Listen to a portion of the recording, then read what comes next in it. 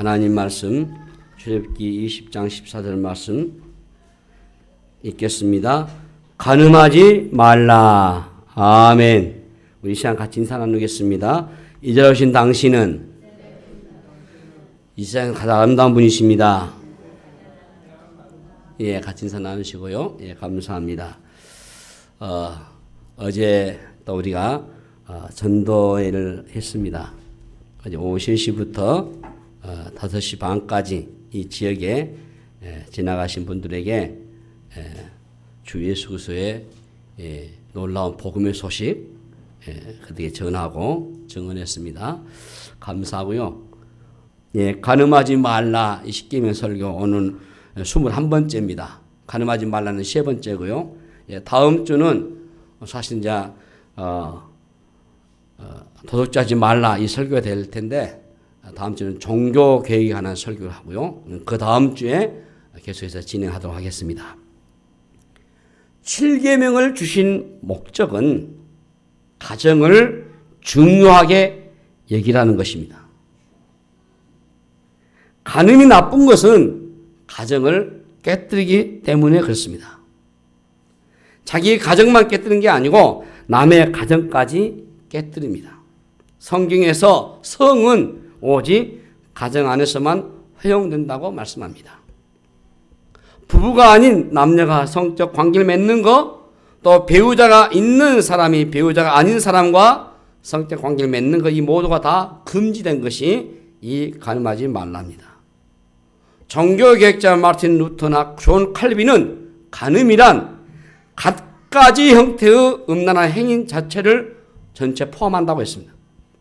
다양한 형태의 음란한 행위 전체를 일컬어 간음이라는 것이죠. 기혼자이든 미혼자이든 순결을 지켜야 하고 음란을 부추기는 행위를 해서는 안 된다는 것입니다. 사람들은 이 성 문제는 사적인 영역이라고 주장합니다. 그러나 성은 사적인 영역이 아니고 공적인 영역입니다. 하나님의 백성으로서의 이스라엘 공동체의 미래가 달린 문제였습니다. 성은 결코 개인의 문제로 끝나지 않습니다. 우리는 오늘 이 시대에 이 성을 너무 가볍게 다루는 그런 음란한 세상에 우리가 지금 살고 있다고 해도 틀리지 않을 것입니다. 그리스도인들도 우리 자신도 모르게 많이 오염되어져 있다고 봅니다. 매우 기준이 느슨해지고 믿지 않는 사람들과 거의 큰 차이가 없는 도덕적인 기준을 가지고 있다는 통계가 나온 바 있습니다. 이제 우리는 하나님의 말씀으로 기준으로 돌아가야 할 필요가 있다고 봅니다. 이 7계명을 대할 때 가장 여러분 먼저 생각할 것은 결혼의 출발부터 중요하다고 하는 것입니다. 첫 단추를 바로 끼워야 하는 거죠. 결혼을 가볍게 여기는 문화를 우리가 경계를 해야 할 겁니다. 결혼은 한번 해보는 것이 아닙니다. 해보고 아니면 말고 그런 식은 안 되는 것이에요. 결혼을 중요하게 여긴다면은 이 미혼의 때부터 몸과 마음을 잘 준비해야 오를 것입니다. 결혼의 이 제도를 중요하게 여기지 않는 문화 안에서 성적인 탈선과 방종이 범람합니다. 결혼과 부부의 관계를 중요하게 여긴다면 성은 함부로 다뤄질 수가 없을 겁니다. 영혼이 없는 인격성이 결여된 그런 육체적인 탐닉만을 추구하는 것은 결국 결혼 관계를 무너뜨리는 행위가 되는 것입니다. 결혼은 생물학적인 그런 짝짓기가 아닙니다. 우리 그리스도인들에게 있어서 결혼이란 하나님의 섭리 가운데서 맺어진 언약적인 그런 관계 안에서 일어나는 신성한 행위인 것입니다. 요즘에 결혼을 의도적으로 미루고 미혼 상태에서 성적인 자유를 즐기고자 하는 태도도 매우 위험한 것입니다. 음행을 피하기 위해서 남자마다 자기 아내를 두고 여자마다 자기 남편을 두라고 고린도서 7장 2절에서는 말씀합니다. 가정은 음란한 죄를 짓지 않도록 막아주는 그런 보호막 역할을 하는 겁니다. 자, 이 7계명의 핵심은 그래서 부부관계를 아주 중요하게 다루는 것입니다. 가정으로 돌아가라는 것입니다. 가정으로 돌아가라는 명령입니다. 가정을 지키라는 겁니다. 헤어지는 당사자에게도 매우 고통스러운 일이면 틀림없어요. 또 헤어질 때는 헤어질 수밖에 없는 그런 말 못하는 사람들이 있음도 분명합니다. 상담을 해보면은 당장 헤어지라고 말하고 싶을 정도의 부부도 없지 않아 있습니다.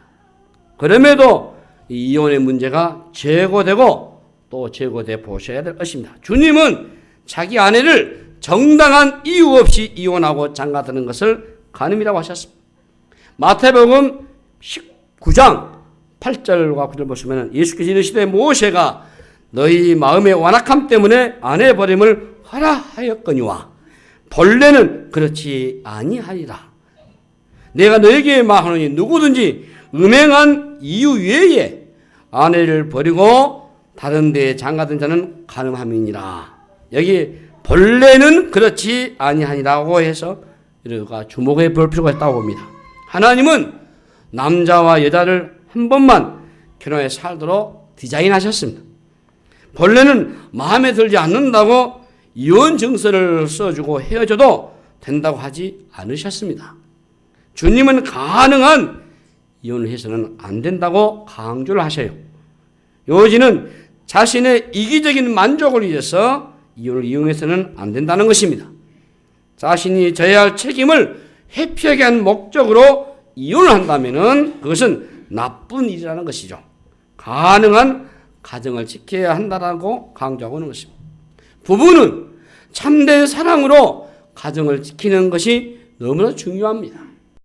남편은 아내를, 아내는 남편을 뜨겁게 사랑해야 합니다. 하나님은 성적인 즐거움을 허락하셨습니다. 그래서 성은 선물입니다. 그런데 부부의 사랑이 식어지는 순간부터 유혹에 노출되는 겁니다. 사랑이 식은 상태를 방치해서는 안 될 것입니다. 부부는 끊임없이 서로 노력을 해야 하는 겁니다. 문제가 터질 때는 한쪽만의 문제가 아니고 서로에게 문제가 있는 경우가 많이 있는 겁니다. 부부의 관계 사이에 다른 것이 끼어들게 해서는 결코 안 되는 것입니다. 예수님이 음욕만 품어도 간음이라고 하신 이유가 있습니다. 음욕을 품은 순간 부부관계 안에 틈이 생기게 되고 작은 틈이라도 생겨버리면 부부의 관계가 매우 위험해지는 겁니다. 사람들은 부부관계 아닌 다른 관계를 통해서 사랑을 기웃거리지만은 여러분 결코 속지 않으셔야 됩니다. 외도는 참된 사랑이 아닙니다. 거짓된 사랑으로 만족을 얻을 수가 없습니다. 외도랄지 혼외정사랄지 불륜이랄지 동성애는 모두가 마찬가지입니다. 정상적이지 않는 사랑은 만족보다 더 깊은 갈증을 만들어내고 급기야 이게 파괴적으로 끝나게 되어 있습니다. 인격적인 친밀함 없이 육체적인 사랑에 초점을 맞추는 사랑 역시도 만족하기가 어렵습니다. 탈선적인 사랑은 그 자체로 만족을 얻을 수 없을 뿐만 아니라 정상적인 이 부부관계 안에서의 행복까지도 다 뺏어가 버리는 것입니다. 음란물을 보는 것도 마찬가지입니다. 애곡된 사랑을 하도록 부추기고 정상적인 사랑을 하지 못하게 만듭니다. 이 성적인 타락이 깊은 세상 속에 다른 답이 없어요. 부부가 뜨겁게 사랑해야 합니다. 하나님은 부부관계 안에서만 행복과 즐거움을 맛보게 하셨습니다. 전도서 9장 9절 말씀 보시면은 내 헛된 평생의 모든 날 곧 하나님이 해 아래서 내게 주신 모든 헛된 날에 내가 사랑하는 아내와 함께 즐겁게 살지어다. 그것이 내가 평생에 해 아래서 수고하고 얻은 내 몫이라고 했어요. 이 전도서는 전체적으로 허무함이 깔려 있잖아요. 그 허무한 세상 가운데서도 하나님이 주신 선물, 축복은 사랑하는 배우자와 함께 부부가 즐겁게 살아가는 겁니다. 만약에 이런 허무한 세상 가운데 부부가 함께 하면서 즐겁게 살아가는 것을 놓쳐버린다면 세상에 살아가는 것이 얼마나 허무한 것인가를 얘기하고 있는 겁니다. 고린도전서 7장 3절 4절 보시면은 남편은 그 아내에 대한 의무를 다하고 아내도 그 남편에 대해서 그렇게 할지라. 아내는 자기 몸을 주장하지 못하고 오직 그 남편이 하며 남편도 그와 같이 자기 몸을 주장하지 못하고 오직 그 아내가 한다라고 했습니다. 이것은 성에 대한 얘기입니다. 성경은 성에 대해서 결코 침묵하지 않고 상당히 구체적으로 말씀하고 있어요. 성적인 즐거움을 너무 무시하거나 소극적으로 대하는 것은 잘못된 겁니다. 성경은 부부가 성적인 만족을 위해서 배우자에게 최선을 다할 의무가 있다고 가르치고 있습니다. 우리 한국 교회는 미국의 청교도의 영향을 많이 받아가지고 이 성에 대해서 매우 금기시하고 소극적인 태도를 취해왔어요. 그러나 성경은 금욕주의를 지지하거나 우리가 수도사가 되라고 가르치지는 않습니다. 아가서를 보시면은 솔로몬과 술람미 여인의 농도 깊은 사랑을 표현하고 있습니다. 그런데 그것을 왜 성경에 기록했겠습니까? 하나님과 우리 사이의 사랑을 얘기하는 것도 되겠지만은 남녀의 사랑을 표현한 속에 그리스도인의 가정 안에 부부의 사랑을 표현한다고 저는 봅니다. 서로에게 최선을 다하고 성실함을 다하는 부부관계 속에서 최상의 만족을 누리라고 말하는 것입니다. 그런데 부부가 오랜 세월 함께 살다 보면은 변함없는 사랑으로 살아가는 게 쉽지 않습니다. 부부의 사랑이 식어질 때가 오지 않아요? 권태기가 굉장히 요즘은 빨리 온다고 합니다. 그래서 사랑이 식어질 때가 문제가 되는 겁니다. 그러나 식어진다고 다른 길로 찾으면 안 되잖아요. 부부가 함께 살아간다는 것은 결국 힘들고 어려운 것입니다. 딱 들어맞는 부부, 그런 가정 저는 없다고 봐요. 젊은 커플들이 결혼에 대한 환상을 가지고 있는 것 같은데 결혼에 대해서 가지는 환상은 굉장히 위험할 것입니다. 물론 너무 현실적이어서 결혼이 어렵겠지만은 너무 지나친 환상을 가지는 것도 위험하다고 봅니다. 결혼을 하기 전과 결혼 이후는 너무나도 다르잖아요. 연애할 때는 너무나 멋있어 보이고 왜 그럽니까? 가면을 다 쓰고 있기 때문에 그렇게 보이는 거예요.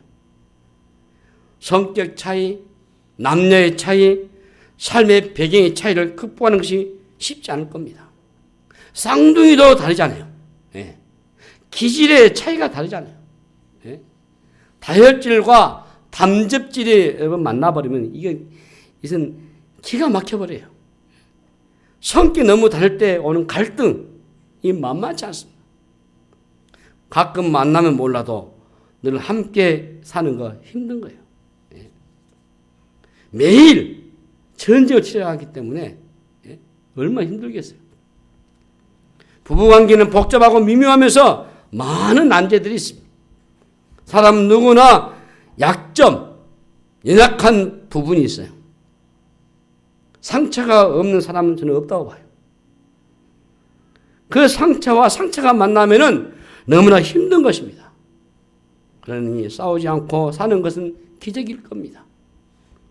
힘들 때는 원수가 따로 없잖아요. 예수님을 믿고 신앙이 좋은 사람도 싸우잖아요. 행복학교 부부 세미나 강사도 싸울 겁니다. 신앙적으로 성숙한 사람도 싸우고요. 아니 철학기로 금식 기도하고 나서 돌아서면 싸울 겁니다. 성격이 좋아도 싸우고 착한 사람은 착하게 아주 묘하게 사람을 힘들게 하면서 싸우고 나도 내가 내 마음에 안 드는데 어찌 다른 사람이 마음에 들 수가 있겠습니까? 부부가 완전히 일치, 어떤 갈등도 없는 그런 관계 저는 불가능하다고 봐요. 어떻게 해야 합니까? 싸우면서 사는 거죠. 적당한 선에서 끝나는 법을 배우셔야 돼요. 이긴 것보다도 조금 저주는 쪽으로 가는 것이 훨씬 더 유익하죠. 이 배워가면서 또 함께 살아가면서 이런 법을 배우게 된다고 봅니다. 사랑은 감정의 문제이기보다는 의지 문제라고 봐요. 그래서 고린도서 13장에서 바울은 사랑의 특성을 열거하면서 15가지를 언급했는데 사랑은 오래 참고 그렇게 됩니다. 사랑은 오래 참는 겁니다. 모든 것을 참으며 모든 것을 견딘다고 했어요. 여기에 무슨 분위기 있는 거 얘기하지 않습니다. 사랑은 오래 참고 견디는 것이고 참는 것이 사랑이에요. 그러니 사랑하는 사람을 사랑하기도 하겠지만은 어떤 때는 사랑이 없을 때도 있다는 거죠. 그럴 때는 사랑하라고 예의를 쓰는 겁니다. 이를 악물고 사랑하는 겁니다. 그러다 보니까 나중에는 사랑이 밀려오다는 것이죠. 사랑하기 때문에 참기도 하지만은 참다 보니까 사랑이 찾아오는 겁니다. 부부의 관계 속에 많은 난제들이 있는데 그 중에 하나가 책임을 지는 겁니다. 사랑은 책임을 지는 일이죠. 책임이 없는 사랑은 사랑이 아닙니다. 오늘날 우리 젊은이들이 결혼을 많이 미루죠. 다양한 이유도 있겠지만은 결혼 자체가 주는 무거운 짐들을 부담스러워합니다. 재미만 보고 책임을 지지 않는 관계를 원하는데 그것은 불가능한 일입니다. 세상에는 공짜가 없어요. 책임 없는 사랑이 가능하겠습니까? 불가능하단 말이에요. 오늘날은 돈과 문화도 많아요. 돈 가는 거 편리해 보이죠? 살다 싫으면 그만두면 된다. 그렇게 생각하지 않습니까? 책임을 지지 않으려고 하면은 자유로운 것 같지만은 이게 속는 일입니다. 마치 집을 짓는데 기초 공사를 하지 않고 바로 집을 하나 지어놓은 것 같습니다. 그 집은 바람이 불면 넘어지게 돼 있어요. 사소한 문제도 금방 헤어질 수 있는 겁니다. 헤어지기로 작정 같은 거죠. 그래서 동거는 여자 쪽이 훨씬 더 불리하게 돼 있어요. 성경적인 결혼이란 우리가 결혼해서 서약한 그 순간부터 배우자에 대한 모든 것을 끌어안기로 결단하는 것이 책임을 지는 거죠. 그러나 책임진다는 것이 어려운 일입니다. 그러므로 너무 뜨거운 감정만으로 결혼을 해서는 안 될 겁니다. 좋을 때 몸을 다 주고 싶어 하죠. 그러나 조금 냉정해 주셔야 돼요. 그래서 어떤 때는 결혼 앞둔 이 커플 사이에 있으면 너무 뜨거운 얘기만 해서도 곤란해요. 정확하게 자기 현실을 들여다보게 해야 하는 겁니다. 뜨거운 사랑은 결코 오래 가지 않습니다. 문제는 이 권태기를 잘 통과하셔야 돼요. 책임만 있고 사랑은 식어져 버리면 피곤한 관계가 지속되는 거죠. 슬슬 자리를 피하게 되고 분방하게 되고 따로따로 지내는 시간이 많아지면서 이엠해지는 거죠. 성경은 부부간의 책임에 있어서 모든 영역에 함께 수고와 희생을 치르는 대가 지불이 필요하다고 말하고 있어요. 부부가 서로 분방하지 않아야 하는 겁니다, 여러분. 고린도전서 7장 5절에 보시면은 서로 분방하지 말라. 다만 기도할 틈을 얻기 위해서 합의상 얼마 동안은 하되 다시 합하라. 이는 너희가 절제 못함으로 말미암아 사탄이 너희를 시험하지 못하게 하려 함이라. 하나님의 말씀에 이렇게 돼 있어요. 부부가 기도할 이유 외에는 분방을 해서는 안 된다는 겁니다. 기도할 목적 외에는 오랫동안 부부가 따로 떨어져 있는 것은 바람직한 일이 아니에요. 부부라고 하는 관계가 참 묘하죠. 떨어져 있으면 처음에는 힘드는데 좀 지나면 익숙해지게 돼 있어요. 익숙해질 정도가 아니고 나중에는 편안해져요. 그러면 나중에 함께 하려고 하면 이게 굉장히 불편해지는 거예요. 그러다 보면은 유혹에 취한 상태가 되고 어려워지게 돼 있어요. 그런 부분은 무조건 가능하면 결서적으로 같이 있어야 하는 겁니다. 그래서 성경은 부부가 분방할 유일한 이유가 기도할 틈을 얻기 위해서라고 말하고 있는 거예요. 물론 이것마저도 이용하려고 해서는 안 되는 거죠. 기도할 틈을 얻고자 하기 위해서 떨어져 있는 것은 영적으로 더 성숙해짐으로 부부관계가 깊어지는데 도움이 된다면 일시적으로 기도할 시간을 갈 수 있다고 하는 거죠. 그러나 이것마저도 상대방의 하나하에 가능하다는 겁니다. 성경에 많은 안전장치를 해놨어요. 이런 말씀을 그냥 듣고 끝내면 안 될 것입니다. 성경이 제시한 말씀은 부부관계에서 매우 중요한 교훈이 되는 겁니다. 왜 부부가 떨어지면 안 되는 겁니까? 사탄이 시험을 할 수 있기 때문이에요. 이 사탄이 부부의 틈을 비집고 들어와서 유혹에 넘어가게 할 수 있기 때문에 그래서 틈을 만들지 말라는 겁니다. 예. 조금씩 무너져 나가는 것이 매우 위험합니다. 혹 이런 상황과 확인이 된다면 신앙으로 벗어날 수밖에 없어요. 이 다른 게 될 수 없는 거예요. 신앙까지 무너지면 이게 안 되는 거죠. 예. 대화가 자꾸 줄어드는 것도 위험하고 공통의 관심사가 점점 없어지는 것도 위험하고 슬픔이나 기쁨의 감정을 나누지 않는 것도 위험한 상태고 말이죠. 예? 잠자를 가지 않는 것도 위험한 상태고 나중에는 그 틈이 점점 벌어지게 돼 있어요. 이 부부의 사랑은 세월이 흐르면서 자동적으로 이게 깊어지는 것이 아니고 노력을 하셔야 돼요. 노력을. 젊은 날에는 육체적인 것이 좀 더 중요하게 여길 수도 있어요. 육체적으로 성적인 만족은 매우 중요하다고 필요한 것입니다. 그래서 요즘에는 이전에 다루지 않았던 노인들의 성 문제가 상당히 공론화되고 있어요. 무시하지 마셔야 돼요. 그러나 육체적인 만족이 전부가 아닙니다. 오늘날의 문제는 세상은 마치 그것이 전부인 것처럼 감각적인 사랑에만 초점을 맞추는데 그건 매우 잘못된 거예요.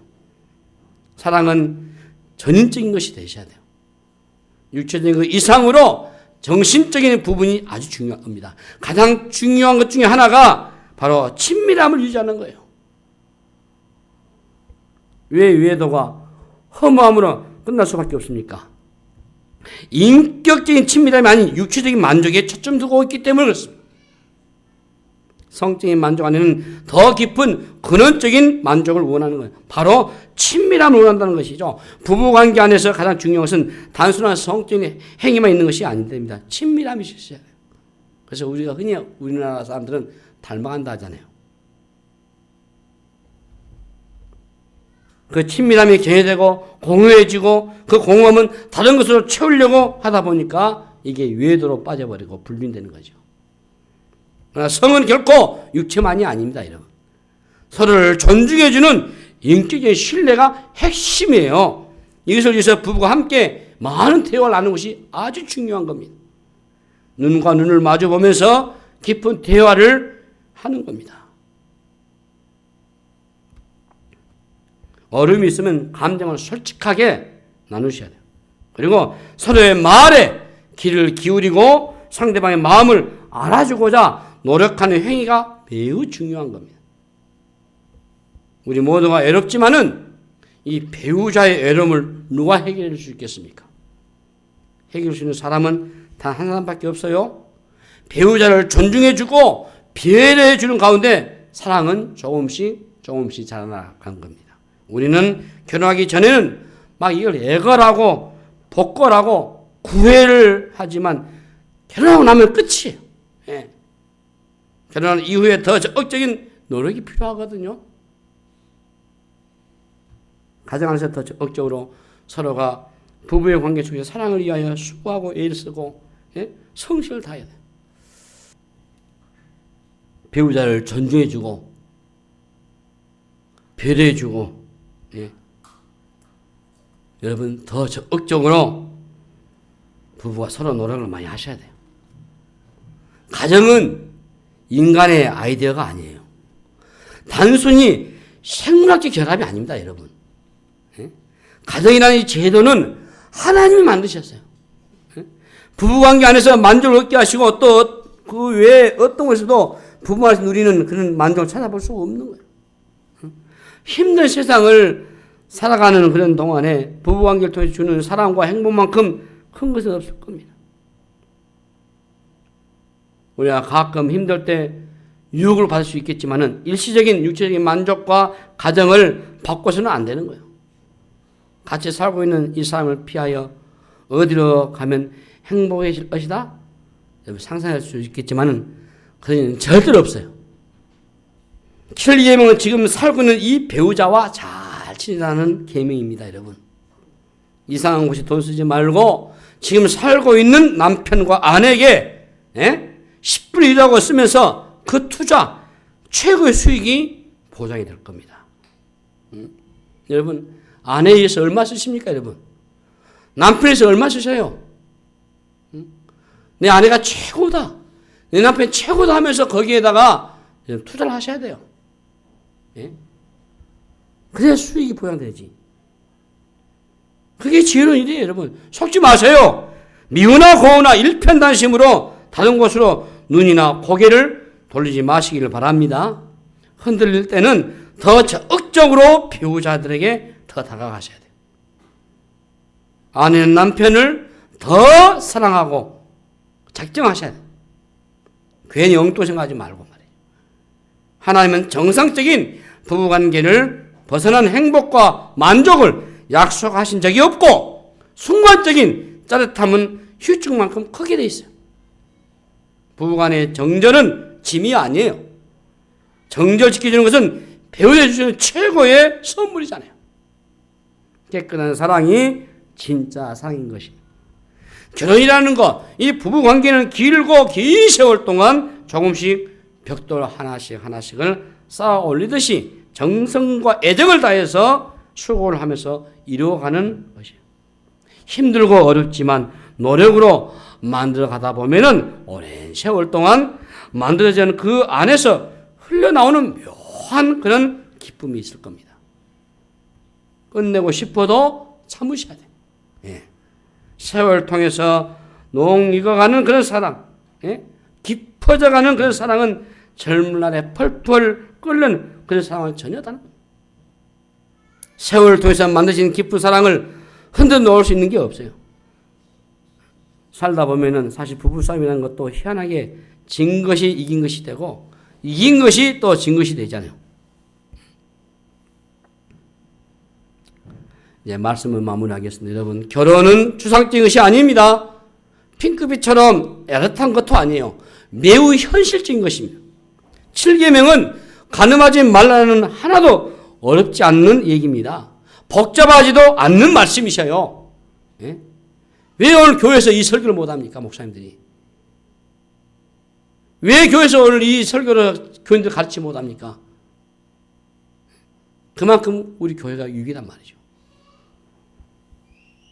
쉽게 얘기하면은 이 7계명은 여러분 딱 한 가지 정해볼게요.